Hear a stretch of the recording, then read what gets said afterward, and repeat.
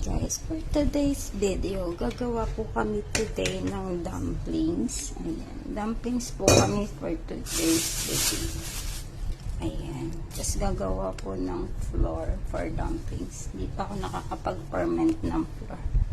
Pero ngayon pala, dumplings. Ayan, ang ingredients: spring onions, minced meat, salt, ginger, and green radish. Then, let's go guys!